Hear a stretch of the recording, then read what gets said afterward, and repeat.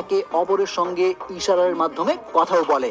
Anyway, পৃথিবীর দিকে আগত যে পথটি ধ্বংস হয়ে গেল তার মধ্যে থাকা ওই তিনটি ক্যানিস্টার মার্কিন যুক্তরাষ্ট্রেরই তিনটি আলাদা আলাদা জায়গায় পতিত হয়।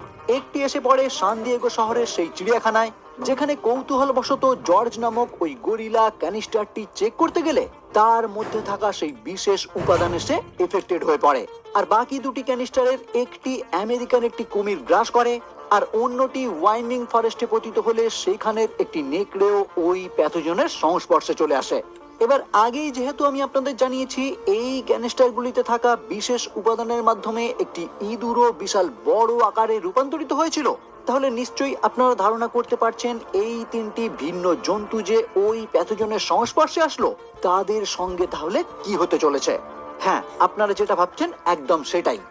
ডেভিস পরের দিনই ওই চিড়িয়াখানায় উপস্থিত হয়ে দেখতে পায় জর্জ ওই চিড়িয়াখানায় থাকা একটি বিয়ারকে হত্যা করেছে এবং নিজে রাগান্বিত হয়ে একটি গুহার মধ্যে বসে রয়েছে।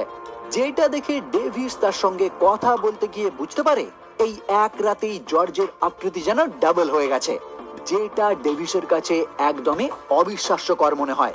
কিন্তু সৌভাগ্যের বিষয় ওই স্থানে পতিত হওয়া সেই ক্যানিস্টারটি ডেভিস ওই স্থান থেকে উদ্ধার করে ফেলে এবং তার সন্দেহ হয় ওই ক্যানিস্টারের কারণেই হয়তো জর্জের বর্তমানে এই অবস্থা হয়েছে।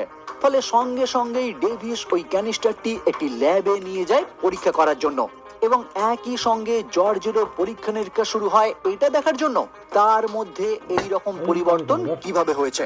এদিকে নিউজ চ্যানেলে যখন একটি চিড়িয়াখানার